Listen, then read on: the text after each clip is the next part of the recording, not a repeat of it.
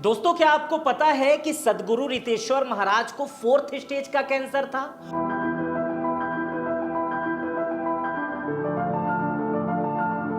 और 2 साल पहले इन्होंने अपने सिद्धियों के दम पर उसे पूर्ण रूप से ठीक कर लिया। ये चक्र है, सुख दुख, जीवन मरण, मृत्यु। और इस बात की पुष्टि एक बड़े केंद्रीय मंत्री और राज्यसभा सांसद ने भरे मंच पर की थी। गुरुदेव को 4th स्टेज का कैंसर। कैसे इन्होंने ठीक किया वो कैंसर और किस मंत्री ने की थी, उसकी वीडियो हम आपको आगे दिखाएंगे।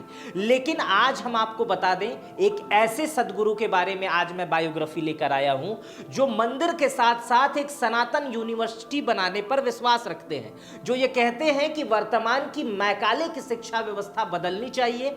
इस शिक्षा व्यवस्था बदलने से लोगों की चेतना और बढ़ेगी और वर्तमान शिक्षा पद्धति से हम और आगे चले जाएंगे। मतलब एक बड़ी यूनिवर्सिटी का प्लान ये कर रहे हैं। आज मैं इनके बारे में पूरी बायोग्राफी दोस्तों लेकर आया हूं और इस समय रितेश्वर महाराज पूरे भारत सहित उत्तर प्रदेश में अधिक चर्चा का विषय बने हुए हैं। इसके पीछे कारण है कि कुछ दिन पहले जब बृजभूषण शरण सिंह के वहां ये कथा कर रहे थे, राष्ट्र कथा कर रहे थे, तो उस समय रितेश्वर महाराज ने एक बार कह दिया कि बृजभूषण सिंह मेरे लड़के हैं और उसके बाद बृजभूषण शरण सिंह भावुक हो गए। तो यहाँ इनका बाप बैठा है।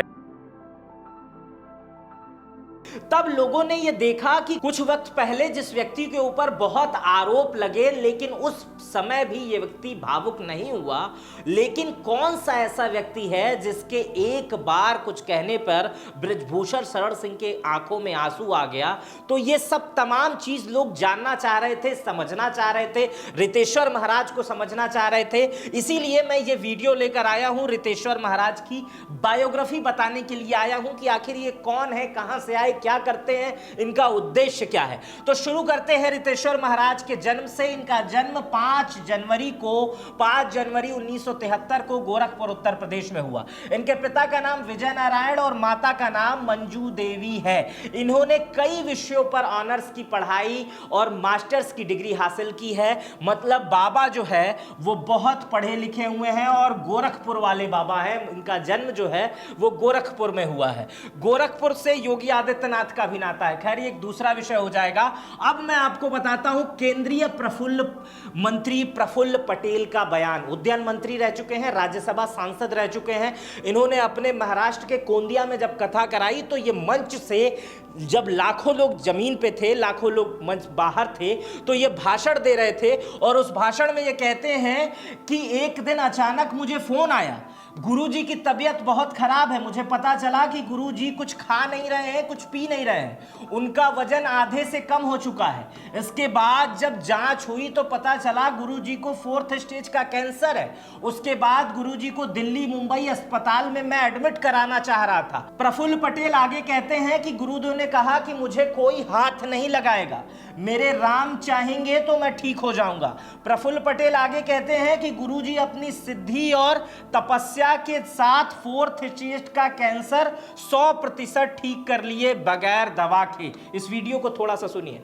गुरुदेव को 4th स्टेज का कैंसर। खा नहीं पा रहे हैं, उल्टियां हो रही है, खून की उल्टियां हो रही है और ऐसी परिस्थिति में और उन्होंने अपनी सिद्धि के साथ तपस्या के साथ अपने आप को 100% 4th स्टेज कैंसर को खुद क्योर कर। चलिए अब चलते हैं धर्मदंड की तरफ। गुरुजी के हाथ में हमेशा धर्मदंड रहता है। महाराज हमेशा, रितेश्वर महाराज जो है, हमेशा धर्मदंड हाथ में लेकर चलते हैं। बहुत सारे लोगों के प्रश्न रहते हैं कि ये इंद्र की तरह हाथ में ऐसे क्या किए रहते हैं। आइए आज मैं आपको इसके बारे में बताता हूं। रितेश्वर महाराज के हाथ में जो दंड है, मीडिया रिपोर्ट्स के अनुसार यह दंड हिमालय में तपस्या के दौरान एक साधु ने उन्हें दिया था और कहा था इसको आप हमेशा अपने साथ रखना, और इसी कारण हमेशा इसको अपने साथ रखते हैं। लेकिन महाराज बताते हैं, रितेश्वर महाराज बताते हैं कि इस धर्मदंड में जितनी शाखाएं हैं उसके उतने व्रत हैं।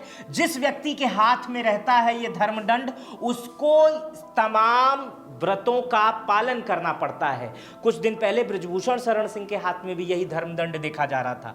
अब इसमें क्या पालन करना रहता है, इसकी जो शाखाएं आप देख रहे हैं, यहाँ शाखाएं निकली हैं, हर एक शाखाओं की अपनी कहानी है। ये जो शाखाएं आप देख रहे हैं, इन शाखाओं की अपनी कहानी है। जैसे एक शाखा है जो काम वासना इंद्रिय सुख को कंट्रोल करती है, बताती है कि इसको कंट्रोल रखना है। क्रोध आवेश प्रतिरोध, इसको कंट्रोल रखना है। लोभ धन वस्तु पद की लालसा को कंट्रोल में रखना है। मोह व्यक्ति से, वस्तु से, मान सम्मान से, इसको दूर रखना है। मद अहंकार घमंड, इन सब को खत्म करना है। और ईर्ष्या जलन जैसी व्यवस्थाएं नहीं रखनी है। ये हर दंड, जैसे हर व्यक्ति के ऊपर कोई व्यक्ति होता है, इन्होंने अपने ऊपर एक धर्म दंड बना रखा है कि जब भी किसी व्यवस्था से मैं अधिक भटकूं या इधर उधर जाऊं तो ये धर्म दंड मुझे रोके, कि इस दंड की हर शाखाएं कह रही हैं कि मुझे ये करना है और ये नहीं करना है। बहुत सारे लोग इनके जटाओं को लेकर परेशान रहते हैं। खैर मेरी भी जटाएं हैं, मेरे क्वेश्चन मत करिएगा, लेकिन महाराज की जो जटाएं हैं वो मैं आपको बता दे रहा हूं। महाराज बताते हैं कि दशकों पहले जब उन्होंने सन्यास की शुरुआत की थी तो वो 9 महीने की तपस्या वृंदावन में कर रहे थे। उस 9 महीने की तपस्या के दौरान न तो उन्हें आधुनिक सुविधाएं लेनी थी, न ही किसी भौतिक चीज का इस्तेमाल करना था। भौतिक चीज यानी कंघी तेल, इन सब चीजों का इस्तेमाल नहीं करना था। उस समय वो भिक्षाटन करते थे, भिक्षा मांगकर जो मिलता था उसी से गुजारा होता था, वही खाते थे, बाहर रहते थे, खुले आसमान में सोते थे। ये त्याग और तपस्या है, और ये हर सन्यासी के जीवन में शुरुआत में आती है। उसी तरह जब इनके जीवन में आई तो उस समय कंघी से बाल न झाड़ने की वजह से जटाएं बनना शुरू हो गई। उसके बाद से आज भी ये जटाएं उसी तरह है। महाराज अभी भी किसी प्रकार के शैम्पू का प्रयोग नहीं करते हैं, उसके स्थान पे मिट्टी, नींबू, फलों का उपयोग करते हैं अपने शरीर को मांजने के लिए, अपने शरीर को साफ करने के लिए। अब मैं बता रहा हूं इनके आश्रम के बारे में। इनका आश्रम का नाम है आनंद धाम लाडली निकुंज वन। जब आप वृंदावन जाएंगे तो वृंदावन के मिड में ही ये आश्रम है। अरबों की संपत्ति है, लेकिन महाराज ने उस जगह पर कोई छेड़छाड़ नहीं की है। जहां पूरा वृंदावन इस समय कंक्रीट बनता जा रहा है, रज खत्म होते जा रही है, जो वृंदावन की मिट्टी होती है उसको रज बोलते हैं, खत्म होते जा रहा है, वहां इनके आश्रम में बिजली तक नहीं पहुंची है और मिट्टी भी उसी तरह है, नंगे पांव जाना है। जो भी वहां की बेल पत्तियां पेड़ थे बिल्कुल उसी तरह है। और वहां पर एक 300 वर्ष पुराना मनोकामना वृक्ष है। और यहां पर मान्यता है रोज दिवाली मनाई जाती है, क्योंकि ऐसी मान्यता थी कि जब कृष्ण गऊ चरा कर आते थे तो जब आते थे तो उनको दिया जलाया जाता था, लोग खुशियां मनाते थे। इसी कारण यहां पर भी डेली दिए जलते हैं, हजारों दिए जलते हैं। और इस मनोकामना वृक्ष की ये महिमा है, ये लोग बताते हैं कि यहाँ पर हर मनोकामनाएं पूर्ण हो जाती हैं। 300 वर्ष पुराना मनोकामना वृक्ष है। तो आप इस जगह कभी जाएं तो जरूर जाइएगा, बहुत बेहतरीन जगह है। आगे मैं इनके बारे में अगर बताऊं तो ये हर बाबाओं से अलग कैसे हैं, ये बहुत बड़ा टॉपिक है और इसको समझने की ज़रूरत है। जब मैं इनकी बायोग्राफी पढ़ रहा था, जब इन पे रिसर्च करने की कोशिश कर रहा था, तो जहां एक तरफ बाबा जो होते हैं वो मंचों से भाषण में, किसी का नाम नहीं लूंगा, कि ये धर्म वो धर्म फला धर्म, या तमाम चीज़ें बातें करते रहते हैं, ये कर दो वो कर दो, इस टाइप की बातें, कुछ पाखंड की, कुछ आडंबर की, कुछ मंत्र मांग के ठीक कर देते हैं। ये इस तरह की बिल्कुल बातें नहीं करते हैं, बिल्कुल साइंटिफिक बातें करते हैं, जिसका अर्थ ही साइंस है और साइंस से शुरू होता है, साइंस से चीजें खत्म हो जाती है। रितेश्वर महाराज की जो लॉजिक बातें हैं वो हर पढ़े लिखे आदमी को ठीक लगने लगेंगी।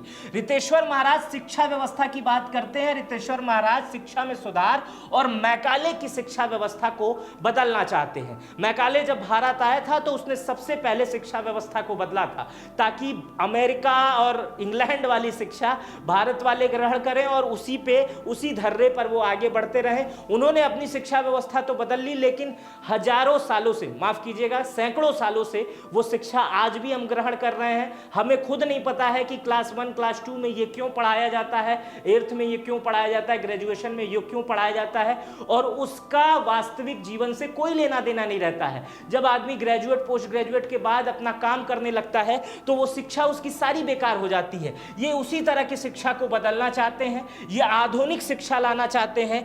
एक बनारस में सनातन यूनिवर्सिटी बनाना बनाना चाहते हैं। महाराज कहते हैं कि इस यूनिवर्सिटी का सिलेबस पश्चिम सभ्यता से बिल्कुल अलग होगा। यूनिवर्सिटी आधुनिक विज्ञान से भी आगे की पढ़ाई कराएगी जो इंसान को इंसान बनने में मदद करेगी। कारण नंबर 3, रितेश्वर महाराज भारत में कॉमन सिविल कोड के पक्षधर हैं। रितेश्वर कॉमन सिविल कोड के पक्षधर हैं।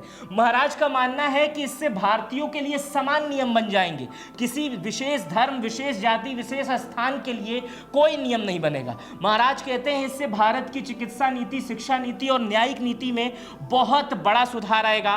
इसके अलावा महाराज कई प्रकार की सेवाएं, गाय को बचाने के लिए अभी पंजाब में बाढ़ पीड़ितों के पास गए थे और पेड़ बचाने के लिए बहुत सारे कार्यक्रम करते रहते हैं। जो साइंस और अध्यात्म से रिलेटेड है वो सारे काम ये करते रहते हैं। इनकी बातें बेहद अलग हैं, अन्य बाबाओं से यही चीजें इन्हें अलग बनाती हैं।